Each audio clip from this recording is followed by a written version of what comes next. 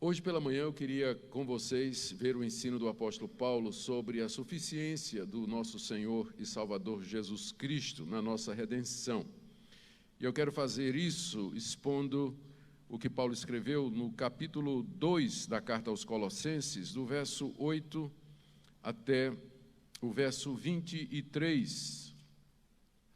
Colossenses 2, de 8 a 23.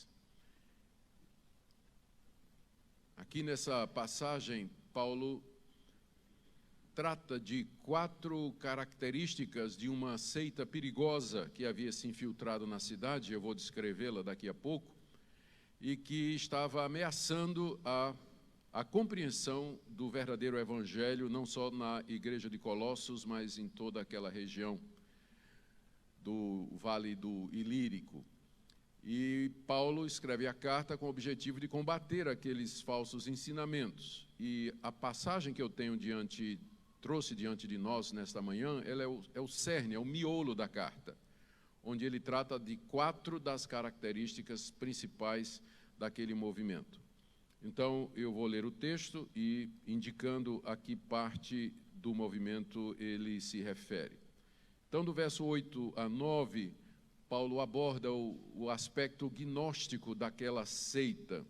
Cuidado que ninguém vos venha enredar com sua filosofia e vãs sutilezas, conforme a tradição dos homens, conforme os rudimentos do mundo, e não segundo Cristo, porquanto nele habita corporalmente toda a plenitude da divindade. Também nele estáis aperfeiçoados, ele é o cabeça de todo o principado e potestade.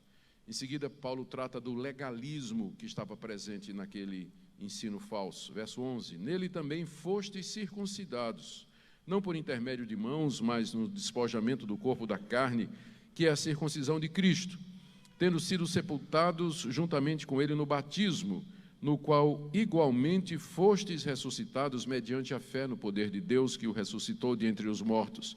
E a vós outros que estáveis mortos pelas vossas transgressões e pela incircuncisão da vossa carne, vos deu vida juntamente com ele, perdoando todos os nossos delitos, tendo cancelado o escrito de dívida que era contra nós e que constava de ordenanças, o qual nos era prejudicial, removeu inteiramente, encravando-o na cruz.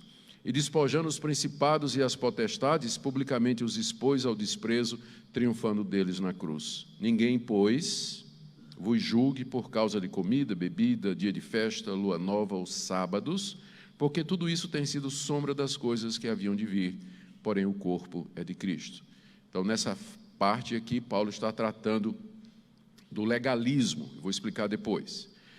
Uma terceira característica daquela seita era o seu aspecto místico, que incluía a adoração de seres celestiais. Verso 18 a 19, ninguém se faça árbitro contra vós outros, pretextando humildade e culto dos anjos, baseando-se em visões, enfatuados, sem motivo algum na sua mente carnal, e não retendo a cabeça da qual todo o corpo, suprido e bem vinculado por suas juntas e ligamentos, cresce o crescimento que procede de Deus. E a quarta característica daquela seita era o seu teor ascético, a ideia de que pela mortificação do corpo nós podemos subir espiritualmente diante de Deus. Verso 20, se morrestes com Cristo para os rudimentos do mundo, porque como se vivesses no mundo vos sujeitais a ordenanças, não manuseis isso, não proves aquilo, não toques aquilo outro, segundo os preceitos e doutrinas dos homens, porque todas estas coisas com o uso se destroem. Tais coisas, com efeito, têm aparência de sabedoria, como culto de si mesmo e de falsa humildade e de rigor ascético. Todavia, não tem valor algum contra a sensualidade. Aqui nessa passagem, Paulo, então, toca em alguns aspectos daquele movimento que estava acontecendo na cidade de Colossos e regiões, e nós, então, vamos ver que a resposta que Paulo dá aos desafios daquele movimento é sempre a mesma resposta: Cristo. Ele é a resposta para o gnosticismo, para o legalismo, para o ascetismo e para o misticismo daquele movimento. Nós vamos orar mais uma vez, pedindo a orientação de Deus na compreensão dessa passagem que é tão rica e tão importante para nós. Eu creio que os desafios que aquele movimento apresentou para a igreja de Colossos é um desafio bastante similar ao desafio que nós enfrentamos hoje nos nossos dias, como eu pretendo demonstrar para vocês. Oremos. Senhor, nós estamos diante da Tua Palavra e nós carecemos de iluminação para que possamos não somente entendê-la, mas aplicá-la na nossa vida. Nós pedimos que Teu Espírito Santo nos conduza agora na exposição da Escritura, de tal forma que todos sejamos edificados, consolados, instruídos, corrigidos e fundamentados na pessoa de Jesus Cristo, Teu Filho, nosso Salvador, em nome de quem nós oramos. Amém. Queridos, tão logo o cristianismo começou a se espalhar no Império Romano, apareceram falsas versões dele. A primeira versão falsa do cristianismo é aquela que é combatida por Paulo na carta aos Gálatas. Nós chamamos de os judaizantes. Eram pessoas que diziam que crer em Cristo para a salvação era necessário, porém não era suficiente. Além de crer em Jesus como Filho de Deus, nós precisaríamos guardar as obras da lei de Moisés, especialmente a circuncisão, a dieta religiosa dos judeus e o seu calendário sagrado, que consistia naquelas 3 grandes festas anuais, dia de sábado, luas novas e assim por diante. Paulo combate essa ideia na carta aos Gálatas e na carta aos Romanos, sempre dizendo que a salvação é mediante a fé em Cristo somente, e não por obras da lei que nós praticamos. Depois surgiu uma outra versão do cristianismo, que estava mais associada à aculturação do cristianismo. Era uma versão que dizia que, porque a salvação é pela graça, o cristão é livre para se engajar em todas as práticas sociais e culturais onde ele está inserido. No mundo greco-romano do século I, havia a prática dos festivais em honra aos deuses, onde se faziam não somente sacrifícios aos deuses, mas havia banquetes e festas em família nos templos dedicados aos ídolos, e não poucas vezes havia também práticas sexuais ou a prostituição sagrada, como era chamada. Por exemplo, o festival ao deus Baco, que era o deus do vinho, de onde vem a palavra bacanal, incluía orgias sexuais, além da embriaguez entre os adoradores dessa divindade, da deusa Afrodite também, que era a deusa do amor, e assim por diante. Então havia uma interpretação que dizia que o cristão era livre para se engajar e participar dessas festas, porque uma vez que ele foi salvo pela graça, se é pela graça, não é por obras. E se não é por obras, não importa o que eu faça aqui nesse mundo, eu serei salvo de qualquer forma.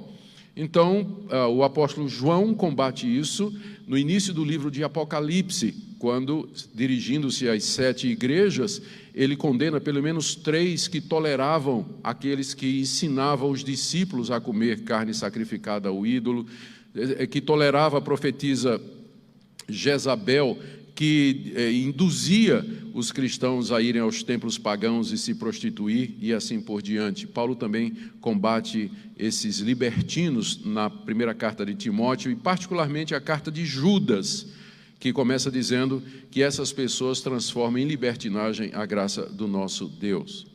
E não iria demorar muito tempo, já no final do século I, começa a aparecer dentro da cristandade uma outra versão do cristianismo, uma outra interpretação do que seria, de quem era Jesus e o que ele fez. Esses cristãos, eles diziam, o ponto central era que Deus não poderia ter se tornado carne, porque existe uma separação entre o mundo espiritual e o mundo material. Essa dicotomia era baseada nas ideias do filósofo Platão, aperfeiçoada por seus discípulos, eu não devia dizer aperfeiçoada, desenvolvida por seus discípulos, e que ficou conhecida como neoplatonismo, que tinha essa visão dicotômica da realidade. Tudo que era perfeito e ideal estava no mundo das ideias, etéreo, invisível e intocável, enquanto que a realidade material era uma expressão imperfeita dos conceitos que existiam perfeitamente nesse mundo ideal. Por exemplo, esse púlpito aqui seria um reflexo imperfeito e rudimentar de um púlpito perfeito que existe no mundo das ideias. Então, essa separação entre o que é espiritual e o que é material influenciou esses cristãos e trouxe impacto para pelo menos 3 doutrinas cristãs. A primeira é a encarnação.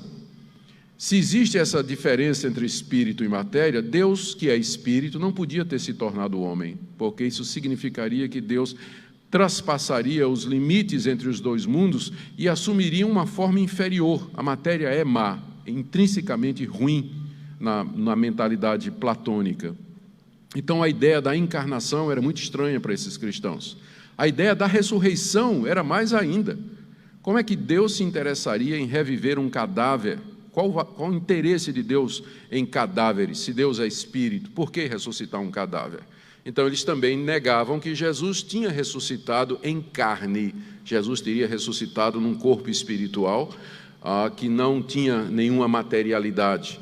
E eles também negavam a encarnação. Eles diziam que Jesus não tinha um corpo real. Jesus tinha uma aparência de corpo, como um holograma. Se você metesse a mão, atravessaria, não tinha nada material em Jesus. Então, eles foram chamados de docéticos, do verbo grego dokel, que significa parecer. Jesus tinha a aparência de homem, mas ele não tinha carne como nós temos.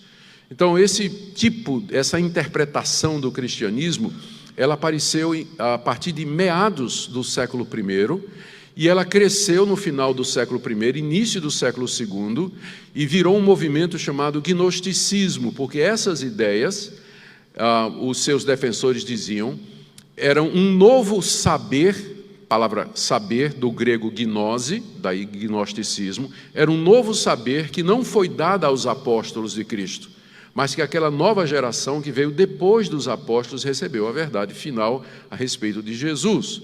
E esse movimento gnóstico cresceu muito na igreja, e se não fosse a atuação dos pais apologetas, como Tertuliano, por exemplo, que combateu, Ireneu, que combateu essas ideias, nós hoje todos seríamos gnósticos.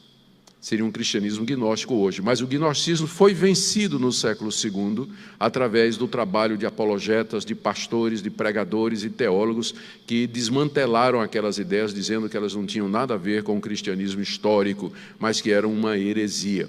Entretanto, o gnosticismo deixou suas marcas na igreja.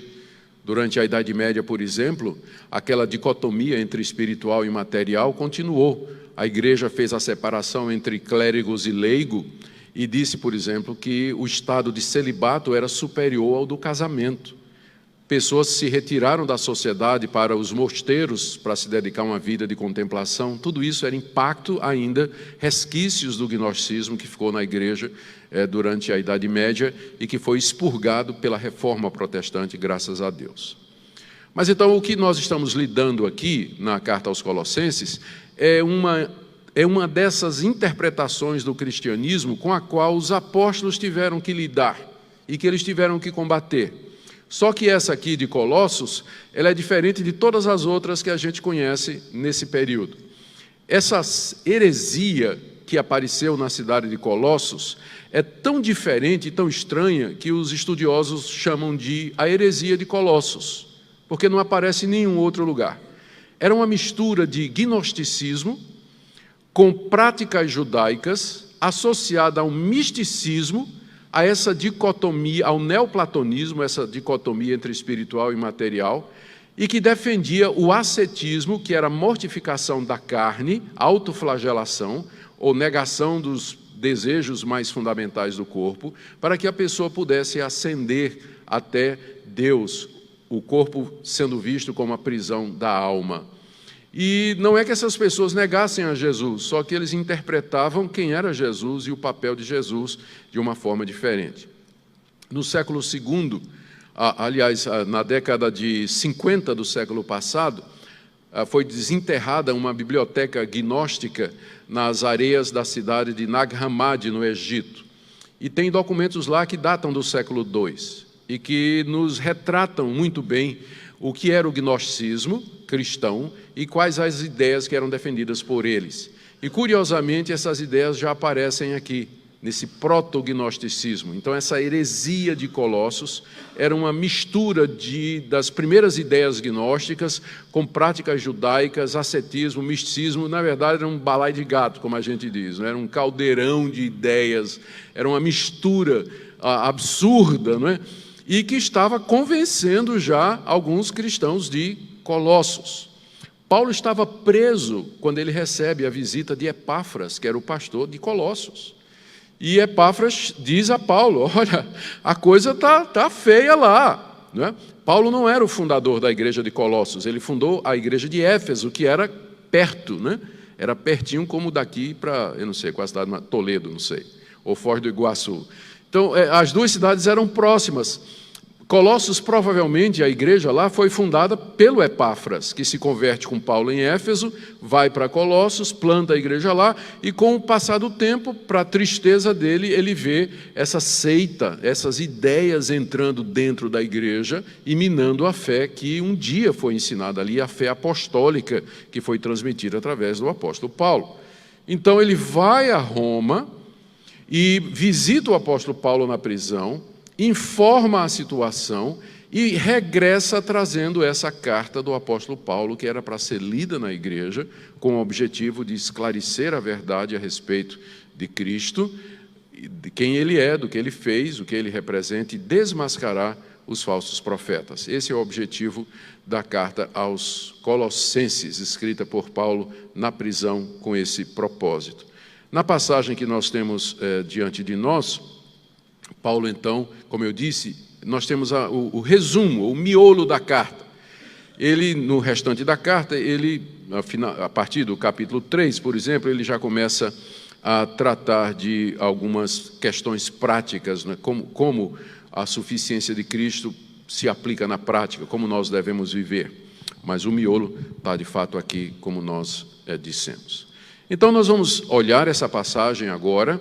E, como eu disse, o que Paulo ensina aqui tem uma relevância extraordinária para os nossos dias. Como eu espero que fique claro, a minha expectativa é que nosso Deus use isso para nos edificar nessa manhã, nos fortalecer e nos renovar na nossa fé e na nossa confiança. Nos versos 8, 9 e 10, Paulo aborda algumas ideias que eram relacionadas com o gnosticismo. O gnosticismo se apresentava como uma filosofia, como um conhecimento superior que era dado por Deus aos iniciados e que, entre outras coisas, falava da existência de o que eles chamavam de pleroma, ou plenitude, que era o espaço entre nós e Deus. Entre Deus e os homens há uma distância muito grande. E para que nós cheguemos até Deus vencendo esse espaço, pleroma, que é chamado de plenitude, era preciso que se adorasse os rudimentos ou os espíritos elementares do mundo, que era um conceito que era encontrado em algumas religiões, de que os corpos celestiais, lua, estrelas, planetas e tudo, eram habitados por espíritos poderosos. E para atravessá-los, para chegar até Deus, que morava lá no último andar do mundo, lá em cima, você tinha que apaziguar esses espíritos, você tinha que vencer o pleroma através da adoração desses espíritos. E era isso, em parte, o que o gnosticismo do século II, conforme aquela biblioteca que foi descoberta, ensinava, e a gente vê traços disso aqui. Veja como é que Paulo reage a esse tipo de ideia que era apresentada pelos falsos mestres na região do Rio Ilírico, onde se situava a cidade de Colossos. Ele começa com uma advertência no verso 8, cuidado, ou seja, Paulo não vê essas ideias como sendo uma interpretação alternativa ao cristianismo.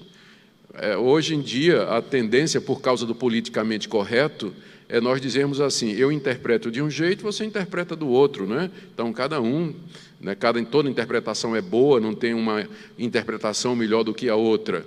Não para o apóstolo Paulo. Ele diz, cuidado com essa daí. Ou seja, para Paulo existe a interpretação certa e a interpretação errada. Existe a verdade e existe o erro. Senão ele não teria dito, cuidado. Cuidado com essa interpretação. Cuidado porque ela não está correta. Ela é um erro.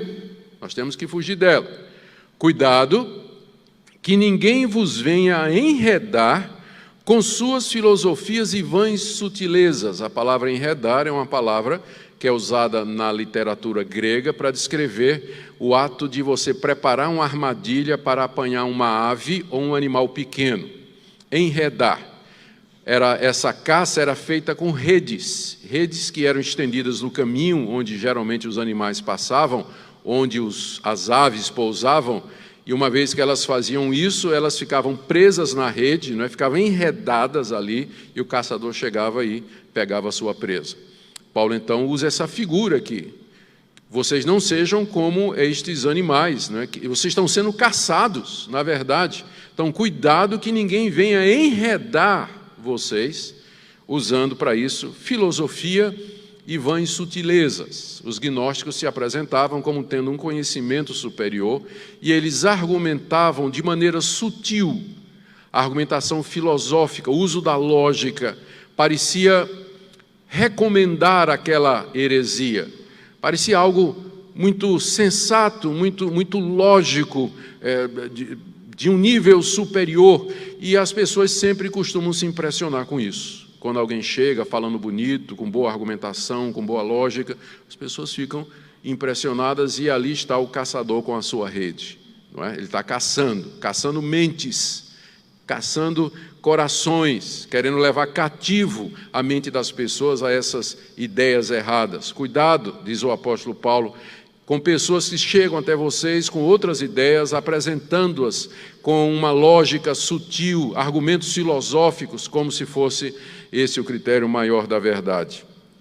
Ele continua: cuidado que ninguém vos venha a enredar com sua filosofia e vãs sutilezas, conforme a tradição dos homens, ou seja, isso não tem nada de divino.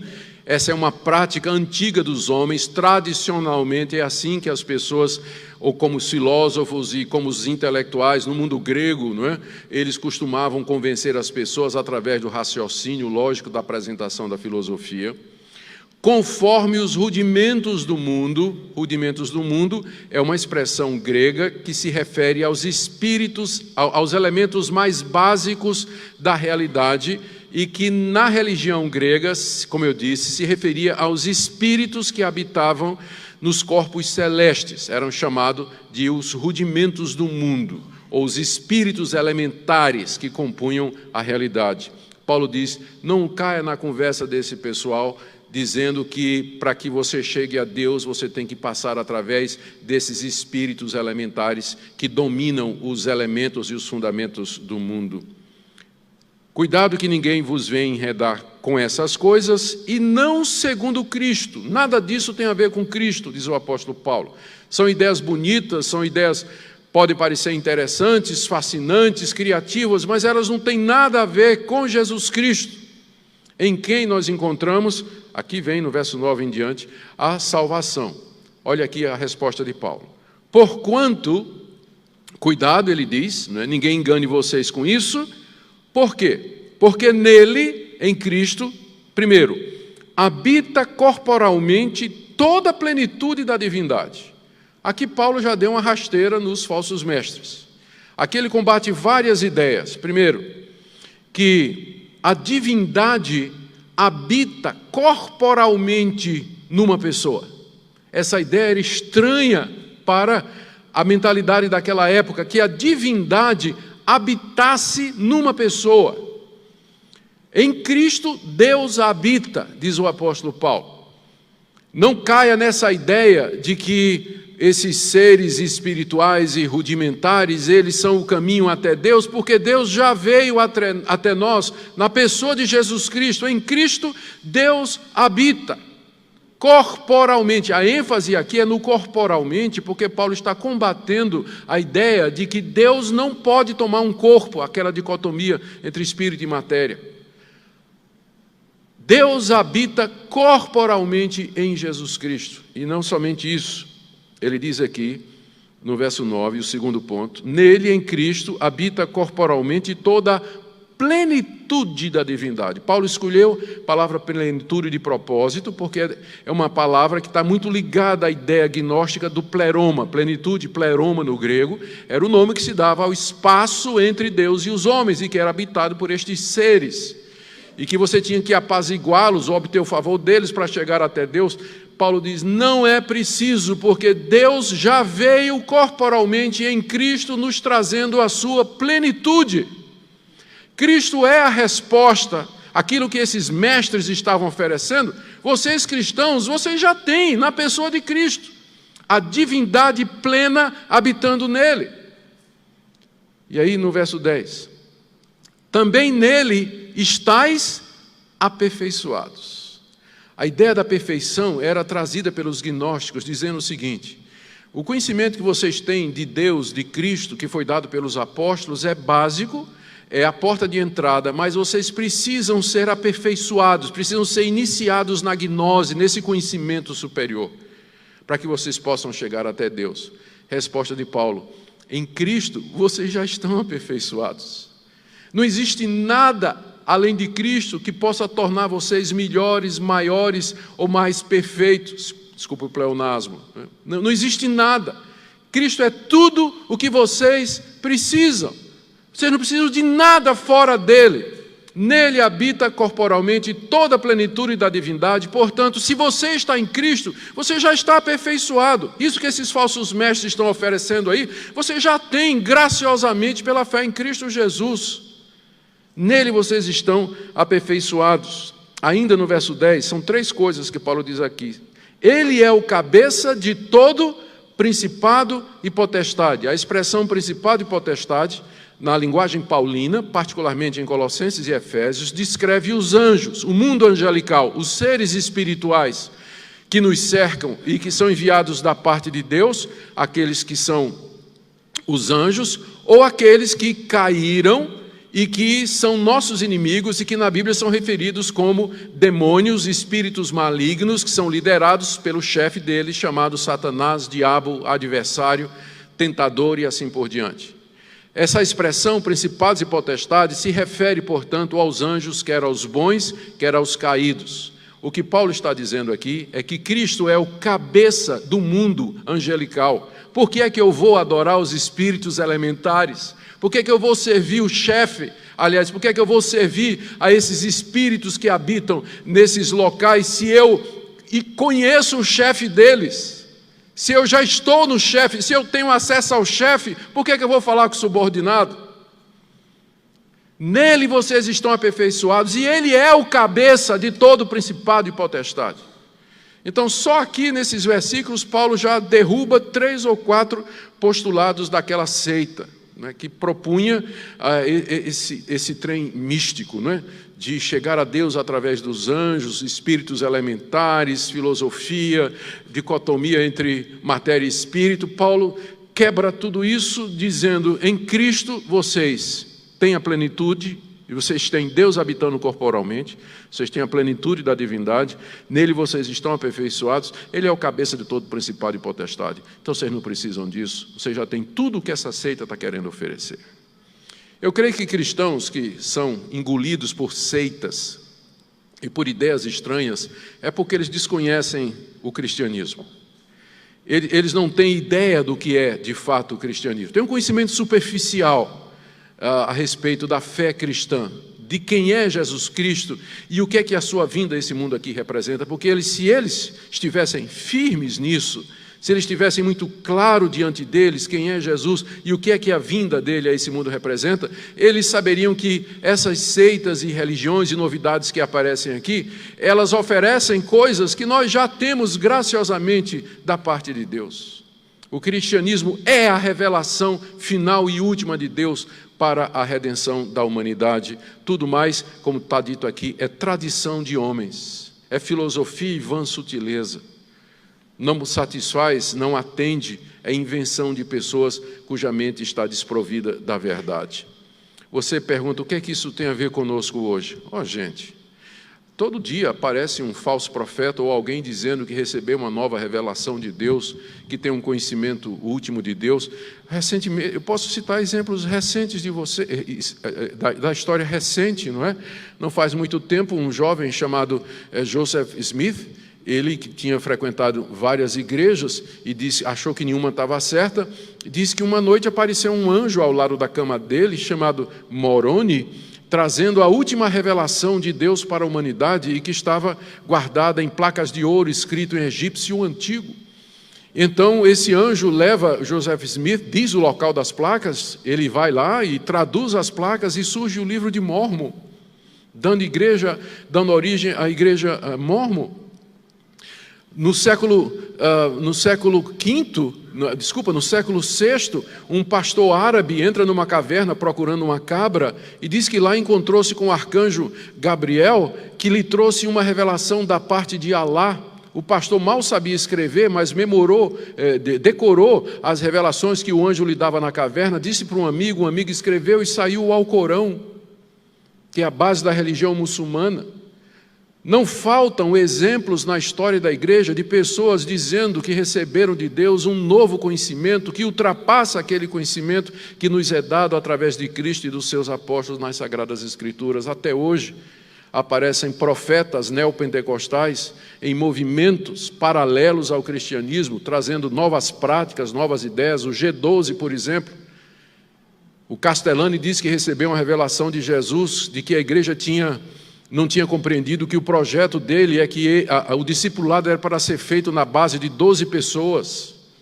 A igreja não percebeu isso, se multiplicou de forma errada, mas agora Deus estava chamando o Castellani para restabelecer a visão bíblica de como fazer discipulado, e surge o movimento G12, trazendo tanta confusão e tanta divisão nas igrejas, e é claro, não tem absolutamente nada de bíblico. Então não faltam hoje elementos gnósticos no meio da nossa igreja. Não faltam hoje pessoas alegando um conhecimento superior, querendo cativar as nossas mentes e levá-las cativa para longe da simplicidade do Evangelho. A resposta sempre é Cristo. Eu estou em Cristo. Nele eu tenho tudo o que eu preciso. Nele eu tenho tudo o que Deus requer de mim, porque aquilo que Deus requer de nós, Ele mesmo nos dá gratuitamente na pessoa do seu Filho.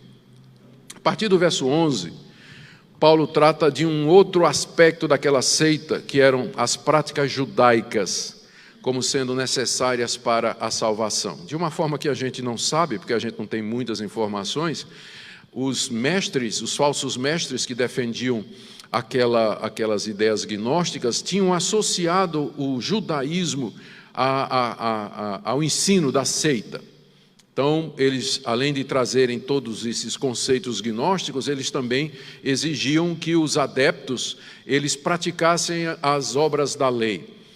E as obras da lei, no século I, se concentravam particularmente em 3 coisas que eram os identificadores culturais e religiosos do judeu, que era a circuncisão, a dieta religiosa, não pode comer isso, não pode comer aquilo, baseado lá em Levítico, onde tem a relação dos animais puros e animais impuros, o que é que pode comer e não pode, e o calendário religioso da nação de Israel, as 3 grandes festas, a guarda dos sábados, do sábado, a lua nova e assim por diante.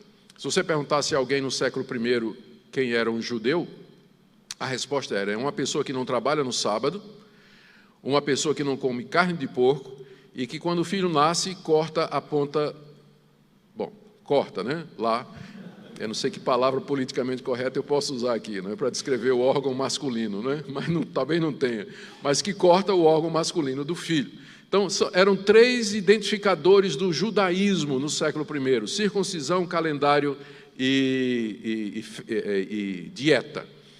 E, de alguma forma, essa seita exigia que os seus adeptos guardassem a lei de Moisés para ser salvos. Não é que eles estavam negando Jesus. Eles não estavam negando Jesus. Eles diziam que Jesus somente a fé em Jesus Cristo não era suficiente. Você ainda tinha que praticar estas coisas para poder ser aceito por Deus. Resposta de Paulo, a partir do verso 11. Nele, ele ainda está falando de Cristo, também fostes circuncidados. Vocês já foram circuncidados, diz o apóstolo Paulo. Então, não precisa se circuncidar. Circuncidar é o ato, né, de cortar a pele do prepúcio do órgão masculino, que era o sinal da aliança que Deus fez com a nação de Israel, estabelecido em Abraão, em Gênesis 17. Então, que esse grupo exigia como sendo necessário para a salvação, a circuncisão. Resposta de Paulo: em Cristo, vocês já foram circuncidados. Vocês não precisam se circuncidar, vocês já foram circuncidados em Cristo. Verso 11: não por intermédio de mãos, A circuncisão, segundo os rabinos, isso não está na Bíblia, mas a literatura rabínica, né, tem informações que diz que o rabino, que era quem fazia a circuncisão, ele deixava crescer a unha do polegar, ficava bem afiada, não é? E no dia da circuncisão ele fazia com a mão e arrancava a pele do prepúcio do menino, usando a unha, não é? Talvez seja por isso que Paulo diz aqui, não por intermédio de mãos. A circuncisão que vocês têm em Cristo não é aquela feita por intermédio das mãos do rabino, mas o despojamento do corpo da carne, que é a circuncisão de Cristo. O corpo da carne é uma expressão que Paulo usa para se referir à nossa natureza pecaminosa. Despojar é revestir, circuncidar. O que Paulo está dizendo é que em Cristo, se você está em Cristo, aquilo que a circuncisão simbolizava já aconteceu. O que é que a circuncisão no Antigo Testamento simbolizava? Já os próprios profetas diziam para a nação de Israel, circuncidem o coração. A circuncisão era um símbolo da remoção do pecado do coração. Então, em Cristo, isso já aconteceu. Paulo está falando do novo nascimento. Está falando de ser uma nova criatura. Quando nós cremos em Jesus, o corpo do pecado é despojado. E é isso que a circuncisão significa. E que é simbolizada na nova aliança pelo batismo. Tanto é que em seguida ele já passa para a ideia do batismo, no verso 12. Tendo sido sepultados juntamente com ele no batismo, no qual igualmente fostes ressuscitados mediante a fé no poder de Deus, que o ressuscitou dentre os mortos. A ideia de morrer para o pecado e reviver para Deus é expressa no batismo, que é a contraparte da circuncisão do Antigo Testamento. E aqui fazendo então um paralelo, eu sei que tem muitos cristãos, muitos presbiterianos, né, talvez aqui tem irmãos de outras igrejas que perguntam por que nós batizamos os nossos filhos. É porque está claro aqui que o batismo ele é a contraparte da circuncisão. E a circuncisão no Antigo Testamento era aplicada às crianças de 8 dias, que não tinham fé, não é isso? Que não tinham fé, mas recebiam o sinal da aliança. Uma vez que o batismo é a contraparte da circuncisão na nova aliança, por isso nós incluímos e trazemos os nossos filhos para o batismo. Porque o batismo não salva, como a circuncisão também não salva, mas era o símbolo da aliança que Deus tem para conosco. Você vê que Paulo aqui liga a circuncisão e o batismo sendo a sequência da circuncisão. Então, Paulo diz, vocês não precisam se circuncidar como esses falsos mestres estão querendo aí, porque aquilo que a circuncisão representa já aconteceu com vocês. Vocês foram circuncidados no coração, que é o mais importante. É o mais importante de tudo.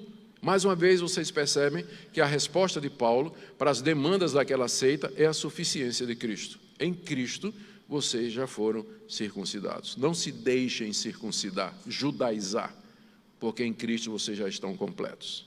E aí ele continua. Do verso 13 até o verso 15, Paulo fala de como em Cristo as demandas da lei foram cumpridas em nós e completamente satisfeitas, de maneira que nós não estamos mais debaixo da obrigação do cumprimento da lei. Veja o que ele diz no verso 13. E a vós outros, que estáveis mortos pelas vossas transgressões e pela incircuncisão da vossa carne. Ele está se referindo ao fato de que os colossenses não eram judeus. Então, eles eram incircuncisos. Paulo diz, vocês estavam mortos nas transgressões de vocês, antes de conhecer a Deus. Pela incircuncisão da vossa carne, nem circuncidados vocês eram. Vocês não faziam parte da aliança do povo de Deus. Vocês estavam completamente afastados, longe de Deus, mortos em ofensas e pecados. Entretanto, verso 13, Ele vos deu vida juntamente com Cristo. Deus deu vida a vocês juntamente com Cristo, quando vocês eram incircuncisos. Quando vocês estavam mortos nas suas transgressões. Ele ainda está continuando o argumento, vocês não precisam se circuncidar, porque Deus já deu vida a vocês, quando vocês nem circuncidados eram. Vocês eram gentios. E com ele, final do verso 13, perdoou todos os nossos, e agora Paulo se inclui, que é judeu, nossos, né? Perdoou todos os nossos delitos. Estávamos mortos, incircuncisos, fora da aliança de Deus, Deus nos chamou pelo Evangelho e em Cristo Jesus nos deu vida, ressuscitando-nos de entre os mortos espiritualmente e perdoou todos os nossos delitos. É como se Paulo dissesse, isso que essa seita está oferecendo, perdão dos seus delitos e pecados, isso você já tem em Cristo. Você estava morto em pecado, quando Deus veio através do Evangelho e deu nova vida a você e perdoou você em Cristo Jesus. Verso 14 até o verso 15, Paulo continua essa explicação, só que agora ele expande a metáfora. Veja o que ele diz. Tendo cancelado o escrito de dívida que era contra nós e que constava de ordenanças, o qual nos era prejudicial, removeu inteiramente, encravando na cruz. Essa passagem é tão rica que eu não sei nem por onde começar a explicar. Primeiro vamos definir o que é que Paulo quer dizer aqui quando ele fala o escrito de dívida. Ele diz que Deus cancelou o escrito de dívida que era contra nós e que constava de ordenanças, o qual nos era prejudicial. Ele está se referindo à lei. A lei de Moisés. A lei de Moisés contém ordenanças. Não faça isso, não faça isso, não faça isso, faça isso, faça isso. Paulo diz que essas ordenanças nos são prejudiciais. Por quê? Não porque a lei é ruim, ou porque ela é injusta, mas porque nós somos pecadores. Nós não podemos cumprir as demandas da lei. Nós não conseguimos obedecer nem os 10 mandamentos. Não terás outros deuses diante de mim, não farás para ti imagem de escultura, não tomarás o nome do Senhor teu Deus em vão, guarda o dia de descanso, honra teu pai e tua mãe, não matarás, não adulterarás, não dirás falso testemunho, não furtarás, não cobiçarás a mulher do teu próximo. Isso nos é contrário, porque ninguém guarda isso. É por isso que é o escrito de dívida. A lei é o escrito de dívida que nos é prejudicial e nos é contrário, porque a lei mostra o quanto eu devo a Deus, o quanto eu pequei, o quanto estou em dívida e o quanto eu não posso pagar essa dívida. O que é que Deus fez com esse escrito de dívida? Verso 14. Cancelou. Nem Ciro Gomes, né? Diz que ia tirar todo mundo do SPC.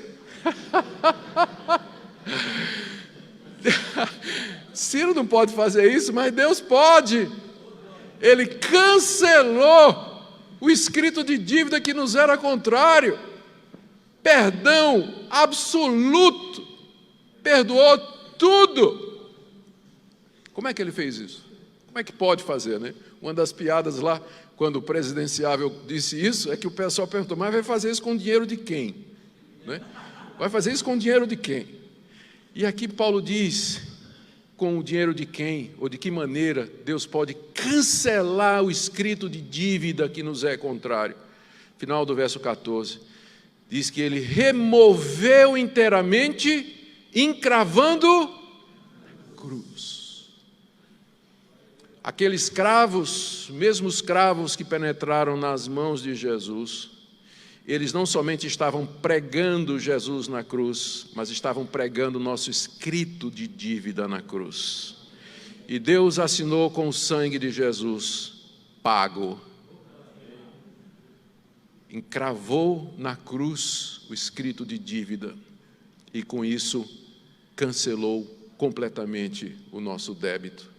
Por isso, Paulo diz, quando o falso mestre chegar diante de você e dizer assim, você tem que guardar a lei, você pode dizer, minha dívida que a lei caracteriza, ela já está paga. Paga com o sangue de Jesus, está encravada na cruz. Eu não preciso ser um guardador da lei de Moisés para ser salvo, porque isso já foi encravado na cruz. Mais uma vez, a resposta de Paulo para as demandas daquela heresia é a suficiência de Cristo. O que Cristo fez na cruz é suficiente para a minha redenção, para a absolvição dos meus pecados, para a quitação da minha dívida, para o cancelamento do escrito de débito que é contra mim. Eu não preciso de mais nada. ou não há nada mais que possa ser feito além daquilo que Deus já fez completamente na cruz. Mas Paulo não para aí. No verso 15 ele diz: e despojando os principados e potestades, mais uma vez aquela expressão que se refere aos anjos, e despojando os principados e potestades, publicamente os expôs ao desprezo, triunfando deles na cruz.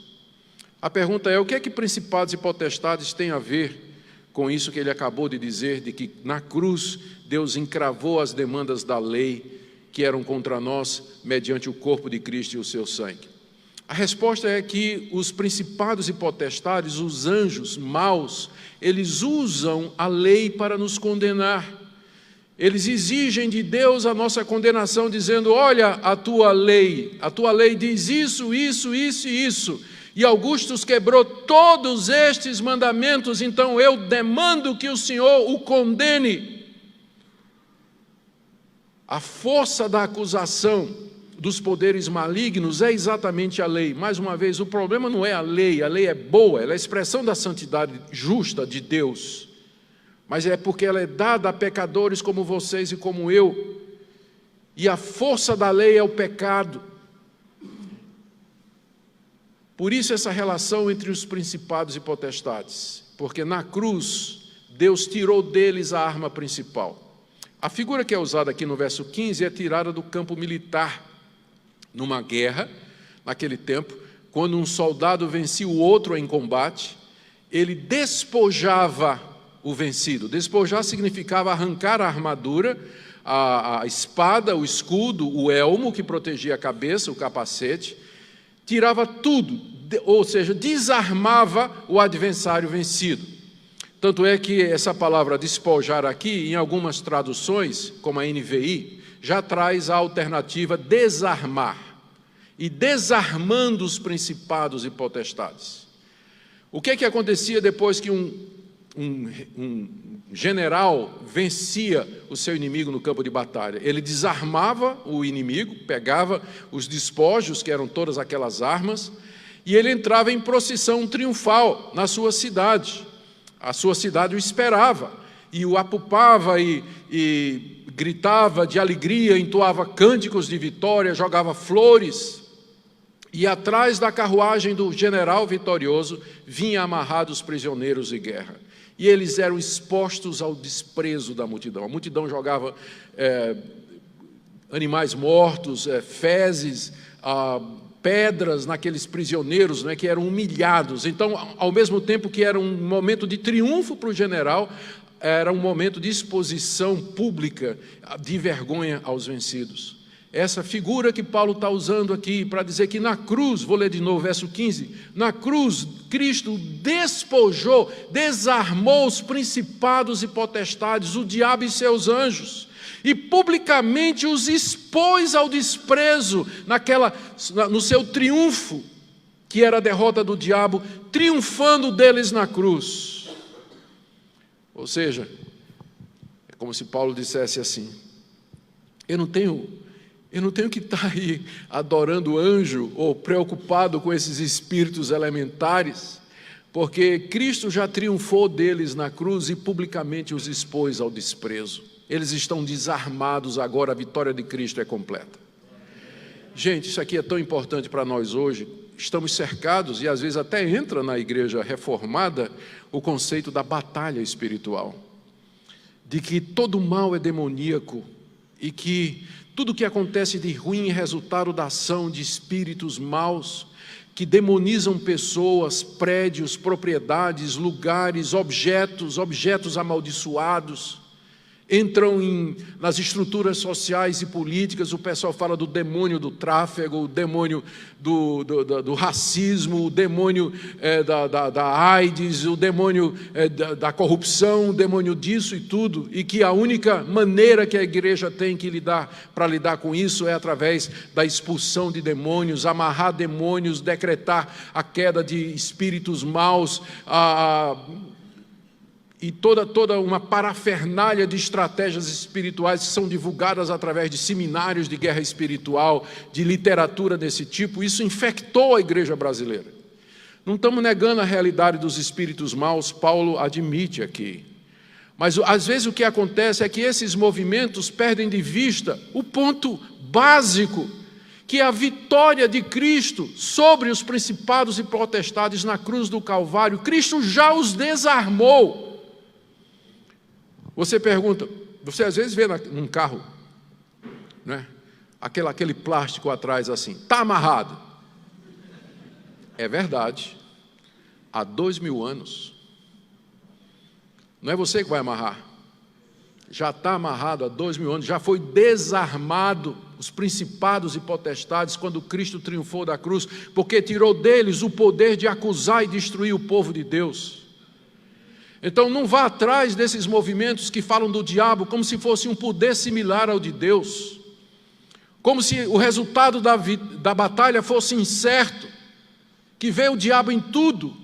Eu acho que tem pastores que o ministério é tão focado em libertação que se Deus tirasse o diabo do mundo, eles perdiam o emprego, porque eles não sabem fazer outra coisa, tudo é o diabo.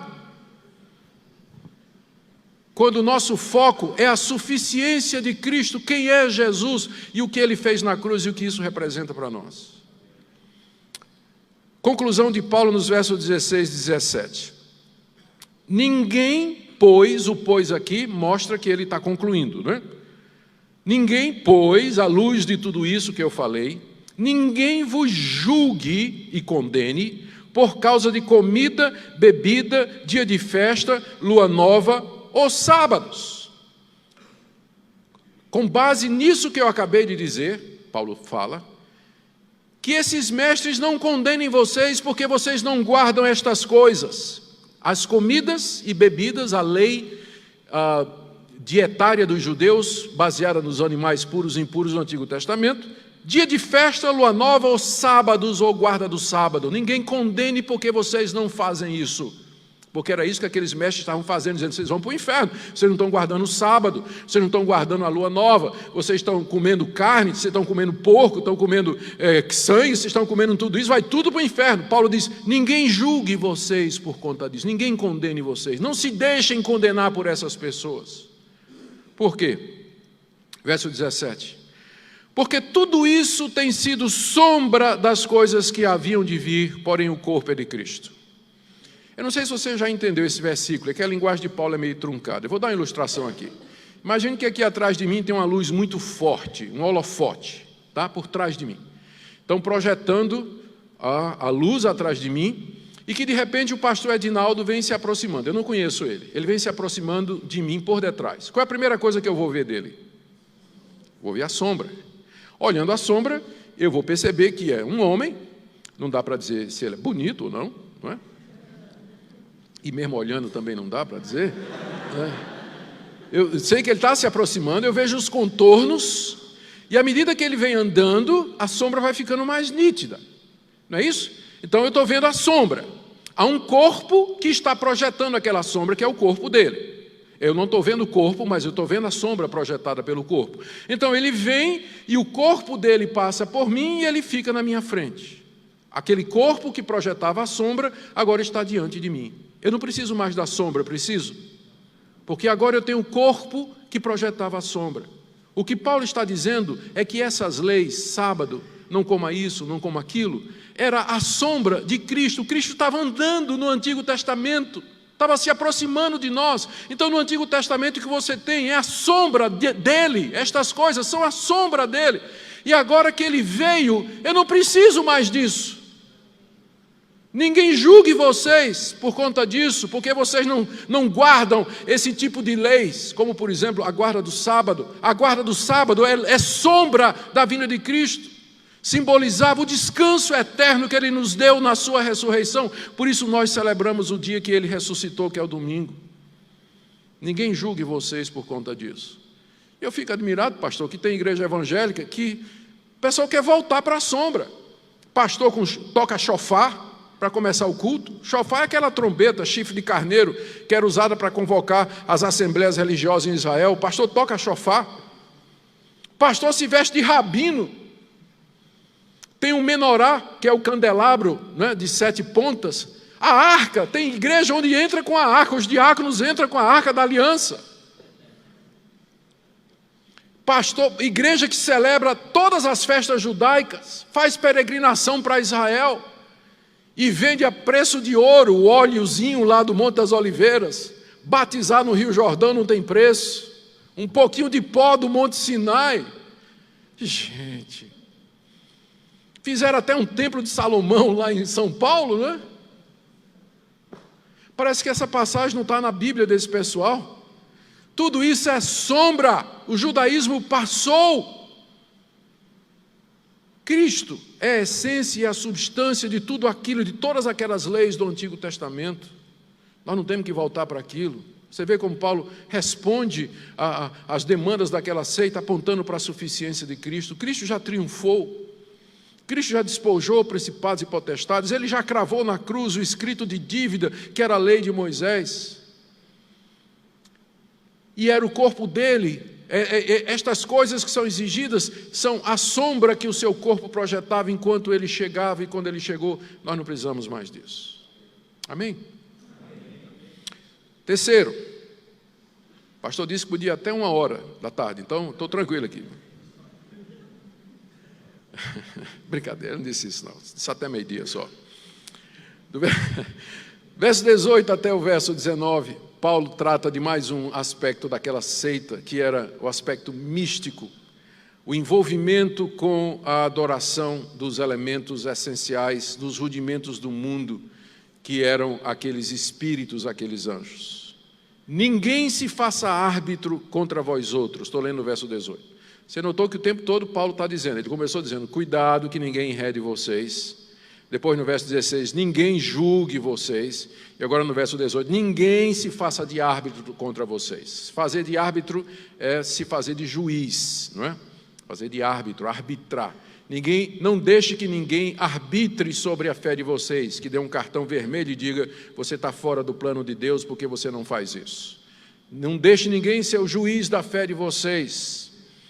Especialmente quando estas pessoas, verso 18, elas chegam pretextando humildade e culto dos anjos, baseando-se em visões, enfatuados sem motivo algum na sua mente carnal, não retendo a cabeça, da qual todo o corpo, suprido e bem vinculado por suas juntas e ligamentos, cresce o crescimento que procede de Deus. O que Paulo está se referindo aqui é o fato de que esses falsos mestres chegavam dizendo, eu tive uma visão.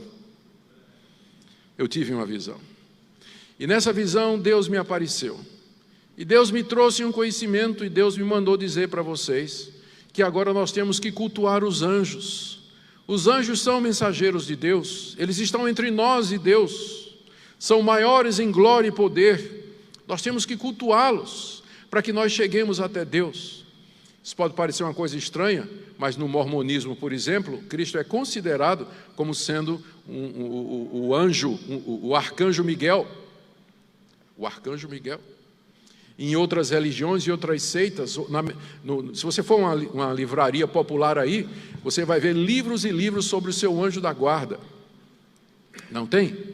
Então as pessoas hoje, elas vão iludidas atrás disso, dos anjos. Quem é que não quer ter contato com anjo? Quem sabe você até um dia já disse, Deus manda um anjo. Eu quero, se aparecesse um anjo na minha frente para me guiar, mostrar o caminho, me ajudar nessa decisão. Eu sei que às vezes o cristão ora e pede esse tipo de coisa. Ele não vai adorar, ele não quer adorar anjos, mas o interesse pelos anjos é muito grande em todas as religiões. E essa religião não era diferente. Esses homens chegavam e diziam, nós tivemos uma visão, onde os anjos nos apareceram. Por isso nós devemos adorá-los. E Paulo disse, não deixe esse pessoal arbitrar contra vocês, pretextando, sob pretexto de culto aos anjos, baseando-se em visões que porventura tiveram. Ao perigo da visão. De vez em quando o pessoal diz, mas pastor, o senhor não acredita, o senhor é incrédulo, o senhor não acredita em visão, revelação? Não creio não. A única visão, revelação e sonhos que eu acredito são aqueles que estão na Bíblia. Fora disso aqui eu não tenho obrigação de crer em nada. A única coisa que Deus pede de mim é que eu creia naquilo que está escrito aqui. Como o próprio João disse no final do Evangelho, Jesus fez muitos outros milagres que não estão escritos nesse livro, Mas estes foram escritos para que você creia, e crendo você tenha vida no nome dele. Então os únicos milagres, fenômenos e manifestações que eu tenho a obrigação de crer são estes que estão registrados aqui. Então você pode ter até uma visão, mas é entre você e Deus. Não saia fazendo doutrina em cima disso. Não saia espalhando ideias no meio do povo, ou pretextando humildade, querendo trazer um novo ensinamento, uma nova prática e julgando os outros na igreja, porque você teve uma visão, teve um sonho ou alguma coisa assim. Paulo foi arrebatado até o terceiro céu e durante 14 anos ele não contou essa experiência. Ele só contou porque ele se viu pressionado. Segundo aos Coríntios, capítulo 12, você pode ler lá. Paulo diz, eu estou como que fora de mim, então, já que estão se gloriando, eu também vou me gloriar. E ele conta da experiência em que ele foi arrebatado até o terceiro céu. 14 anos ele não disse uma palavra a ninguém. Hoje em dia o pessoal sonha com Jesus Cristo, no dia seguinte está dando testemunho na igreja. Nossa fé não está baseada nisso, gente. Visões, revelações, experiências. Isso é misticismo. Nós não estamos baseados nisso. A nossa fé se baseia na revelação de Deus através de Cristo Jesus, registrada pelos apóstolos e profetas do Antigo Testamento, a sua palavra inerrante, infalível e eficaz. Ninguém se apresente como árbitro de vocês, pretextando visão da parte de Deus. Culto aos anjos e essas doutrinas. O resultado, Paulo diz aqui que na verdade, final do verso 18, ele é um infatuado, cheio de si mesmo, sem motivo algum, na sua mente carnal, a mente dele não é espiritual. Ele pode até parecer uma pessoa espiritual, mas se o foco não é Cristo e a sua verdade, na verdade é uma mente carnal. Um homem que não é crente, ele pode parecer muito religioso. A natureza humana é religiosa por definição. Então, mesmo que ele não conheça a verdade de Deus, mesmo que ele não seja regenerado, salvo por Cristo, um descrente, ele faz a oração ao santo dele, ele dá esmola, ele procura viver uma vida ética, fazer o bem ao próximo, mas é tudo fruto da sua mente carnal, não iluminada pela verdade de Cristo pelo Espírito Santo, e não vai levá-lo a lugar nenhum, a não ser a condenação. Somente a verdade de Cristo é que nos salva e liberta. Por último, do verso 20 até o verso 23, apóstolo Paulo trata de mais uma dimensão daquele falso ensino que era o ascetismo. O ascetismo é a crença de que o corpo, ele é a prisão da alma, e que para que a pessoa se eleve espiritualmente, ascenda a Deus espiritualmente, ela tem que quebrar a prisão. Isso se faz através da negação das necessidades básicas do corpo, jejuns prolongados, noites sem dormir, ficar com sede, expor o corpo às intempéries, ou o próprio castigo do corpo através de chicote, murros ou qualquer outra coisa. O ascetismo é uma prática muito antiga e ela não é exclusiva do cristianismo, ela se encontra presente em todas as religiões que nós conhecemos. E já essa seita estava ensinando que para que você pudesse chegar a Deus, você tinha que mortificar as necessidades básicas do corpo. Se você castigasse seu corpo, se você esmurrasse seu corpo, você então libertaria o seu espírito. Essa ideia prevaleceu na Idade Média, infelizmente, dentro da cristandade. Centenas e centenas de pessoas que queriam buscar a Deus abandonaram a sociedade, o casamento e se isolaram em cavernas, em morros, em montanhas. Alguns moravam no alto de uma plataforma, expostos ao sol durante o dia e ao frio da noite, às vezes completamente nus, com o objetivo de mortificar o corpo para que pudessem serem mais espirituais. E essa ideia estava aqui. É claro que quando Paulo combate isso, ele não está dizendo que nós, por exemplo, ele não está condenando o jejum. O jejum é bíblico, mas o jejum é feito não de maneira meritória e não pela razão errada de que nós vamos mortificar o corpo para poder ser salvos. O jejum é feito porque ele nos ajuda a focar na oração e mostra a nossa dependência de Deus, de como nós precisamos de Deus. Da mesma forma que nós precisamos de alimento, a nossa alma, nosso corpo precisa de alimento, a nossa alma precisa da presença de Deus. O que Paulo está combatendo aqui é uma forma distorcida disso, Olha o que ele diz: se morrestes com Cristo, estou no verso 20, se morrestes com Cristo para os rudimentos do mundo, mais uma vez essa expressão, né? Que é um resumo daquela falsa religião.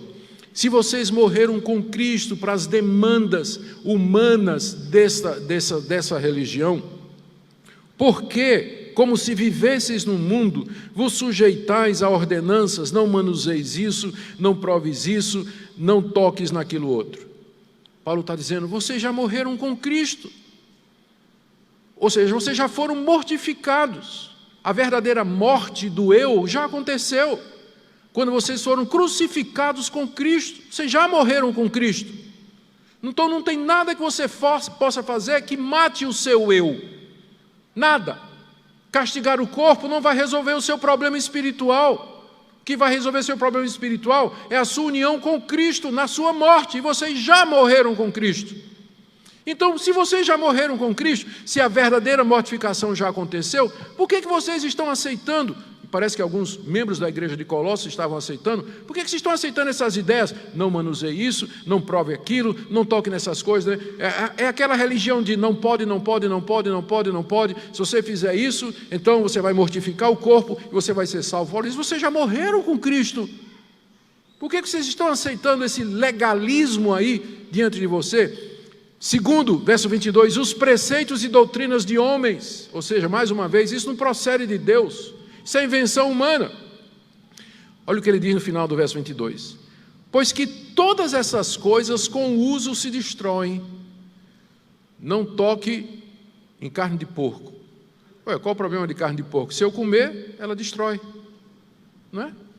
Essas coisas com o uso, elas se destroem. Paulo está dizendo que você está atribuindo a essas coisas um valor que elas não têm. Você não pode comer, não toque em determinada comida. Mas qual o valor dela? Se eu comer, no dia seguinte ela já não é mais nada, não é? Ela vai para outro lugar que eu não vou dizer o que é. Então, é isso que ele está falando. Com o uso, essas coisas se destroem. Não é com o desuso. Não é para você se abster dela. Porque se você provar delas, elas se destroem. Está mostrando a irracionalidade do ascetismo. Tentar ser santo se privando de coisas boas e lícitas que Deus deu. E que às vezes as pessoas aparentam santidade, como ele diz aqui, verso 23, tais coisas, não coma isso, não toque naquilo, tais coisas com efeito têm aparência de sabedoria. Todo mundo conhece a história, né? Ou sabe, já ouviu falar assim, conhece o irmão fulano de tal? Sim, olha, que crente. Ali é crente, olha, nunca foi para a praia. Não tem nem televisão em casa. Crente, viu? Acorda 5 horas da manhã para orar, até aí tudo bem. Mas é que o pessoal mistura, né? 5 horas da manhã ele está orando, olha, nunca foi na praia, nunca usou bermuda. Você tem uma ideia? É um homem de Deus, a santa mulher de Deus, Dona Maria. Não é? Ela só usa, nunca fez as pernas, só usa vestido que dá lá no calcanhar. Olha, pessoa fantástica. Essas coisas têm aparência de piedade, Paulo diz. Parece piedade, mas, Paulo diz, é culto de si mesmo. Você está cultuando a você mesmo. Quando você desenvolve uma espiritualidade que é baseada no eu não toco nisso, não faço isso, não como carne com sangue, não como porco, não tal, não vou para a praia, não nada. Isso aí é culto de si mesmo. É uma religião que é baseada e gira em torno da pessoa, do que ela faz ou deixa de fazer. Paulo continua, e de falsa humildade. Você se aproxima de pessoas assim, não é? Ascéticas, elas têm uma falsa humildade. Elas parecem humildes, mas na verdade é orgulho invertido. É orgulho invertido. Que é o pior orgulho que tem, o orgulho religioso. Você se orgulha da sua humildade. Conta a história de um pastor que era muito humilde e a igreja deu uma medalha para ele de humildade no culto. E no domingo seguinte teve que tomar, porque ele usou, né? Essa foi horrível, mas é verdade. Falsa humildade, veja só, e rigor ascético. É a aparência de rigor ascético, a pessoa que é rigorosa, né? Tem esses costumes e observa rigorosamente esse ascetismo. Agora veja o final. Todavia, Paulo diz, não tem valor algum contra a sensualidade. Você pode fazer todo esse tipo de coisa, mas você não vai arrancar a sensualidade do seu coração. Porque para arrancar a sensualidade do seu coração, é só Cristo, como ele disse aqui. Se você já morreu com Cristo, você já deu o passo definitivo para arrancar a sensualidade do seu coração. Porque a minha natureza pecaminosa, a única solução para ela é a cruz. Você não consegue vencer a sua natureza pecaminosa por você mesmo, com essas regras, essa religião de não faz isso, não faz aquilo outro. A resposta de Deus para o pecado que habita em nós é a cruz, como Paulo diz em Romanos 6, foi crucificado com ele o velho homem, para que mortos para o pecado vivamos para a justiça, para que o pecado não tenha domínio sobre nós. Mais uma vez a resposta de Paulo é Cristo.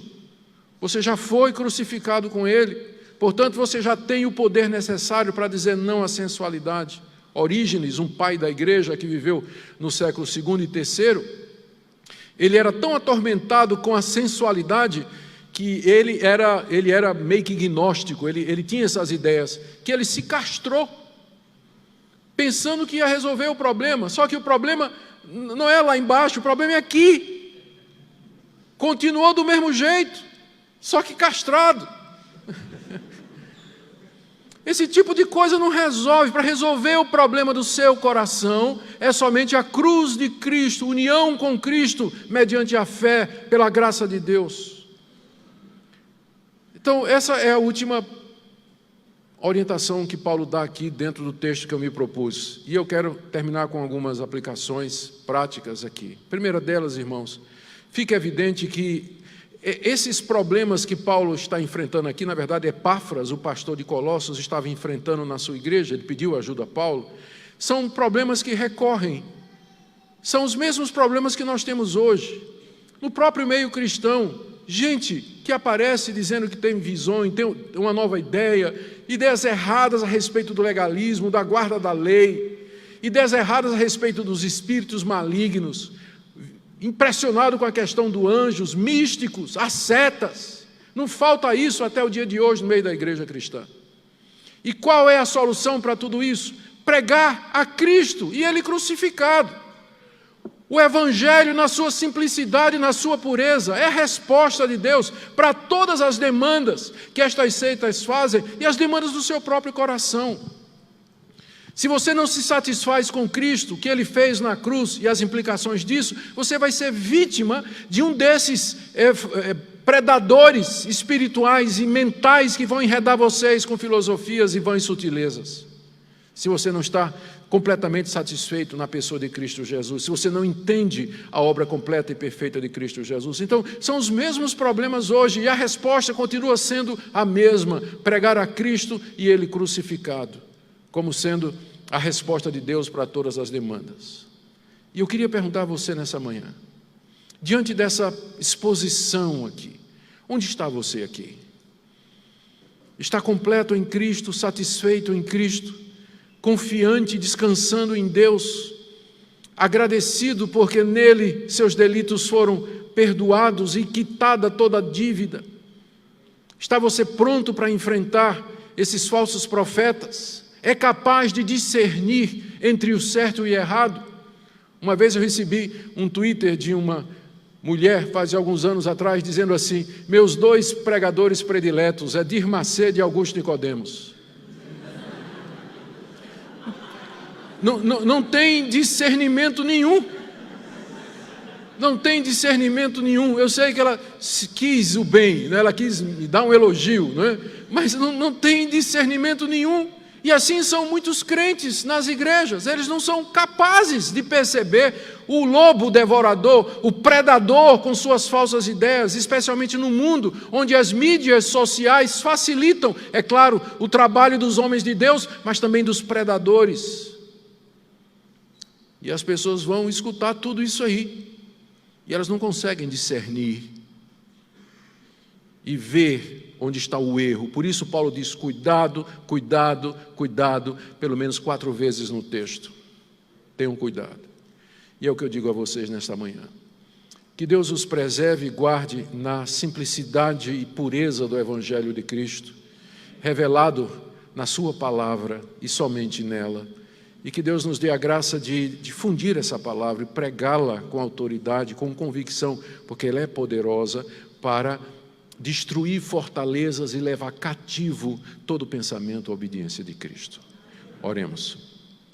Obrigado, Senhor, por Tua palavra. Te damos graças pelo Teu Filho Jesus e pela suficiência que há nele. Te damos graças porque nele estamos completos e aperfeiçoados. Nele já morremos para o pecado, ressuscitamos para Ti. Nele nossa dívida foi quitada completamente. E nele habita plenamente, corporalmente, a plenitude da divindade. Louvamos o Teu nome e glorificamos a Jesus Cristo, por quem são todas as coisas e nós por Ele, por quem nós oramos. Amém.